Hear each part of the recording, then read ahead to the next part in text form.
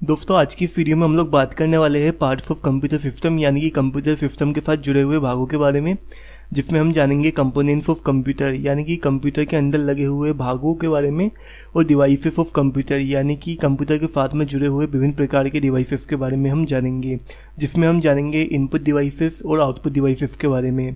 और दोस्तों मैं आपको कंपोनेंट्स और विभिन्न प्रकार के डिवाइसेस के बारे में विस्तार से बताऊँगा। नमस्कार दोस्तों, मेरा नाम है राजकुमार महेश्वरी, आप देख रहे हैं ग्रेनडिबली। आइए वीडियो को शुरू करते हैं।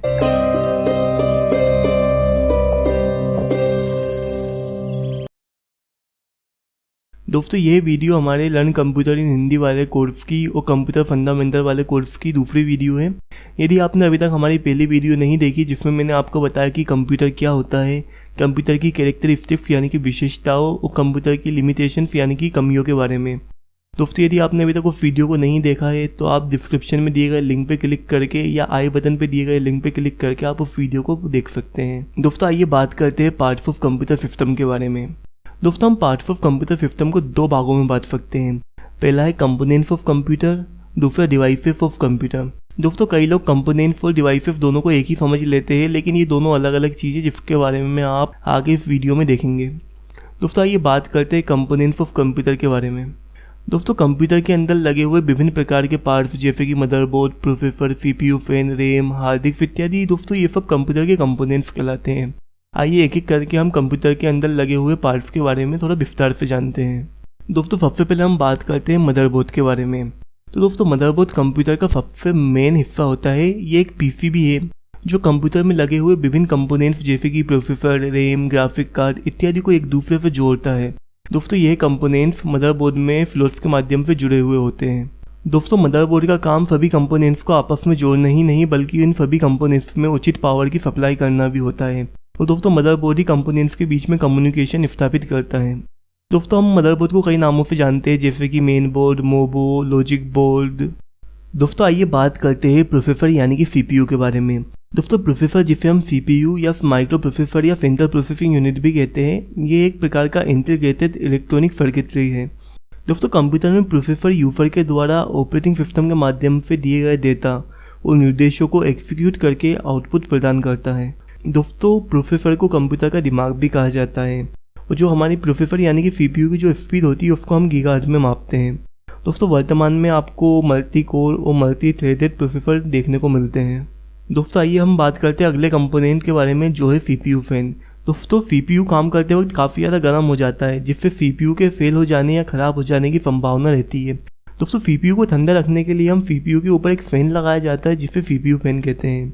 सीपीयू फैन के साथ में एक हीट सिंक जुड़ी होती है। जब सीपीयू गर्म होता है तब सीपीयू फैन के साथ में जुड़ी हुई हीट सिंक के माध्यम से गर्मी हीट सिंक में फैल जाती है और फैन के द्वारा गर्मी को बाहर निकाल दिया जाता है। दोस्तों आइए बात करते हैं रैम के बारे में। दोस्तों रैम का पूरा नाम रैंडम एक्सेस मेमोरी होता है। रैम की गति काफ़ी तेज़ होती है।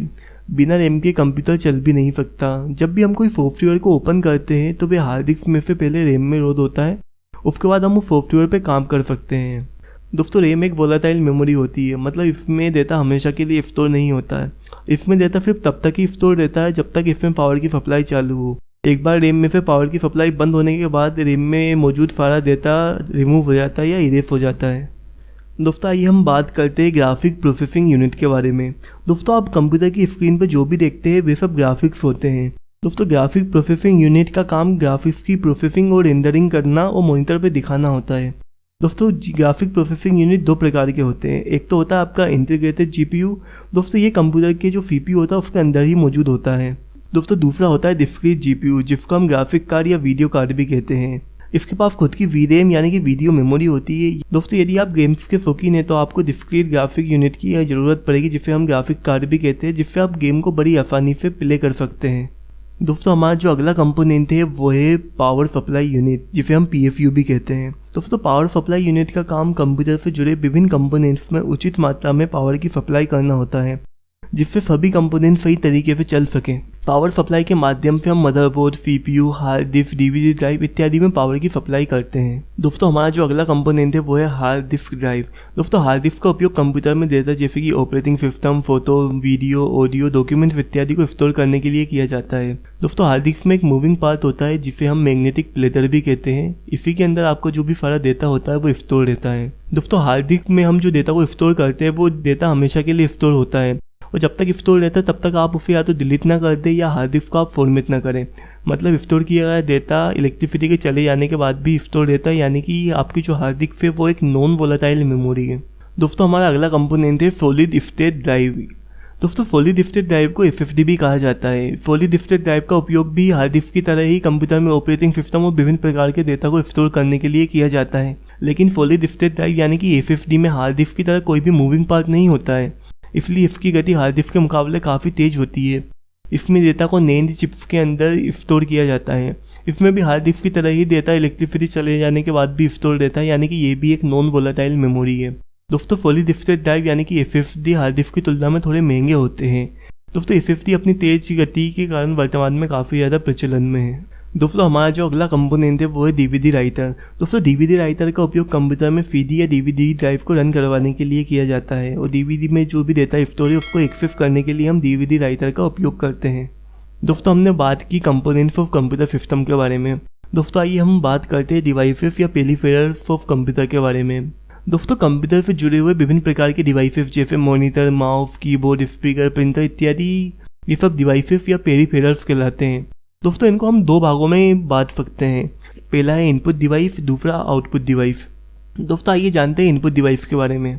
दोस्तों इनपुट डिवाइस का उपयोग कंप्यूटर में डेटा को प्रविष्ट करने के लिए किया जाता है, जैसे कि माउस, कीबोर्ड, स्कैनर, माइक्रोफोन इत्यादि ये सब आपके इनपुट डिवाइस के उदाहरण हैं। दोस्तों आइए जानते हैं इनपुट डिवाइस के बारे में थोड़ा विस्तार से। दोस्तों जो हमारा सबसे पहला इनपुट डिवाइस है वो है माउस। दोस्तों माउस एक हैंडहेल्ड पॉइंटिंग डिवाइस है जिसकी मदद से हम कंप्यूटर को ऑपरेट करते हैं। माउस को एक समान सतह पर रखकर उपयोग में लिया जाता है। माउस को जब भी हम अपनी जगह से हिलाते हैं या मूव करते हैं तब कंप्यूटर स्क्रीन पे आपको एक कर्सर होता है जो मूव करता हुआ दिखाई देता है। दोस्तों जनरली माउस में दो बटन होते हैं, वो एक स्क्रॉल व्हील होता है। माउस की मदद से हम फाइल, टेक्स्ट इत्यादि को सिलेक्ट और मूव कर सकते हैं। साथ ही साथ हम किसी पेज को स्क्रॉल भी कर सकते हैं स्क्रोलिंग व्हील की मदद से। दोस्तों हमारा जो अगला इनपुट डिवाइस है वो है कीबोर्ड। दोस्तों कीबोर्ड में कई बटन्स मौजूद होती है जिसके द्वारा हम कंप्यूटर को कोई निर्देश देते हैं या कुछ भी कंप्यूटर में टाइप करते हैं।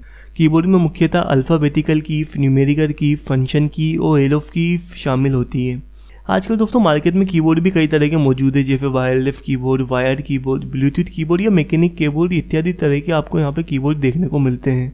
दोस्तों हमारा जो अगला इनपुट डिवाइस है वो है माइक्रोफोन। दोस्तों माइक्रोफोन जिसको हम माइक भी कहते हैं, ये कंप्यूटर में आवाज़ को रिकॉर्ड करने के लिए इसका उपयोग में लिया जाता है। जब हम कंप्यूटर के माध्यम से कोई कॉल करते हैं तब हम माइक्रोफोन के माध्यम से हमारी आवाज़ सामने वाले व्यक्ति तक जाती है। माइक्रोफोन कई प्रकार के होते हैं, जैसे condenser microphone, lapel microphone, cardioid microphone इत्यादि तरह के हमको माइक्रोफोन मिलते हैं जिनका उपयोग अलग अलग कामों के हिसाब से अलग अलग जगहों पे किया जाता है।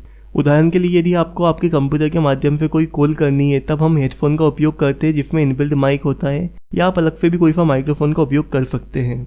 दोस्तों आइए जो हमारा अगला इनपुट डिवाइस है वो है वेबकैम। दोस्तों वेबकैम एक प्रकार का कैमरा होता है जिसे कंप्यूटर से कनेक्ट करके वेबकैम की लाइव वीडियो को कंप्यूटर पे देखा जा सकता है, या किसी नेटवर्क पे हम इसको स्ट्रीम भी कर सकते हैं। दोस्तों वेबकैम का उपयोग मुख्यतः हम वीडियो कॉल करने के लिए करते हैं। दोस्तों आइए जो हमारा अगला इनपुट डिवाइस है वो है स्कैनर। दोस्तों स्कैनर का उपयोग किसी भी पेपर को स्कैन करके उसकी डिजिटल कॉपी बनाने के लिए किया जाता है, जिसे हम बड़ी आसानी से किसी को भेज सकते हैं या उसको हम एडिट कर सकते हैं। फोटोकॉपी मशीन में भी स्कैनर लगा हुआ होता है जिसकी मदद से हम पहले पेपर को स्कैन किया जाता है और फिर उसकी फोटोकॉपी होती है। दोस्तों आइए बात करते हैं बारकोड स्कैनर के बारे में। दोस्तों बारकोड स्कैनर का उपयोग बारकोड को स्कैन करने के लिए किया जाता है। बारकोड में अलग अलग चौड़ाई और अलग अलग गैप पे कुछ बार होते हैं जिनको बारकोड स्कैनर की मदद से स्कैन किया जाता है, और बारकोड स्कैनर उसे इलेक्ट्रिक रूप में कन्वर्ट कर देता है जिसे कंप्यूटर समझ सकता है। बारकोड का उपयोग कई जगह जैसे दुकानों में, कारखानों में इत्यादि जगहों पर किसी प्रोडक्ट के ऊपर बारकोड को लगाया जाता है, जहां बारकोड स्कैनर के माध्यम से उसे स्कैन करके उस प्रोडक्ट के बारे में जानकारी प्राप्त की जाती है। जैसे कि आपने कई दुकानों में या कई शॉपिंग मॉल वगैरह में आपने देखा होगा, बारकोड को एक बारकोड स्कैनर की मदद से स्कैन किया जाता है, उसके बाद में उसके प्रोडक्ट के बारे में सारी जानकारी सामने आपको कंप्यूटर पे दिखाई देती है। दोस्तों हमने बात की इनपुट डिवाइस के बारे में। दोस्तों आइए हम जानते हैं आउटपुट डिवाइस के बारे में। दोस्तों आउटपुट डिवाइस का उपयोग कंप्यूटर से आउटपुट लेने के लिए किया जाता है। दोस्तों मॉनिटर, प्रिंटर, प्रोजेक्टर, स्पीकर ये सब आउटपुट डिवाइस के उदाहरण हैं। दोस्तों आइए जानते हैं इन सभी के बारे में थोड़ा विस्तार से। दोस्तों हमारा जो सबसे पहला आउटपुट डिवाइस है वो है मॉनिटर। दोस्तों मॉनिटर एक आउटपुट डिवाइस है, ये जानकारी को पिक्चर के रूप में हमें स्क्रीन पर दिखाती है। ये देखने में एक टीवी की तरह दिखाई देता है। कंप्यूटर मॉनिटर कई प्रकार के आते हैं, जैसे आपका CRT monitor, LCD monitor, LED monitor, IPS monitor. ये कई नई नई टेक्नोलॉजी के साथ में नए नए प्रकार के आपको मॉनिटर देखने को मिलते हैं। दोस्तों जो हमारा अगला आउटपुट डिवाइस है वो है प्रिंटर। दोस्तों प्रिंटर का उपयोग कोई भी पेपर को प्रिंट करने के लिए किया जाता है। प्रिंटर की मदद से हम कोई भी डॉक्यूमेंट, पिक्चर, टेक्स्ट इत्यादि को पेपर पर प्रिंट कर सकते हैं। दोस्तों कई प्रिंटर में स्कैनर भी लगा हुआ होता है, जिसे हम ऑल इन वन प्रिंटर कहते हैं। प्रिंटर कई प्रकार के आते हैं, जैसे inkjet printer, LaserJet printer, thermal printer इत्यादि। इन सब प्रिंटर को अलग अलग जगहों पे अलग अलग काम के लिए उपयोग में लिया जाता है। दोस्तों हमारा जो अगला आउटपुट डिवाइस है वो है प्रोजेक्टर। दोस्तों प्रोजेक्टर एक ऑप्टिकल डिवाइस है जिसकी मदद से हम कंप्यूटर स्क्रीन को बड़े पर्दे पर या दीवार पर देख सकते हैं। दोस्तों जब भी हमें कोई वीडियो, प्रेजेंटेशन या अपनी कंप्यूटर स्क्रीन को कई लोगों के बीच में बड़ी स्क्रीन पर दिखाना होता है, तब हम प्रोजेक्टर का उपयोग करते हैं। दोस्तों प्रोजेक्टर को मुख्यतः ऑफिस, कॉलेज इत्यादि में प्रेजेंटेशन देने के लिए उपयोग में लिया जाता है। दोस्तों हमारा जो अगला आउटपुट डिवाइस है वो है स्पीकर। दोस्तों जैसा कि आप सब जानते हैं, स्पीकर का उपयोग आवाज़ को सुनने के लिए किया जाता है। जब भी हम कोई कंप्यूटर या किसी डिवाइस में कोई भी आवाज़, जैसे गाने वगैरह सुनते हैं या कोई वीडियो देखते हैं, जब उसकी आवाज़ आती है तो वो सब हमें स्पीकर के माध्यम से ही सुनाई देती है।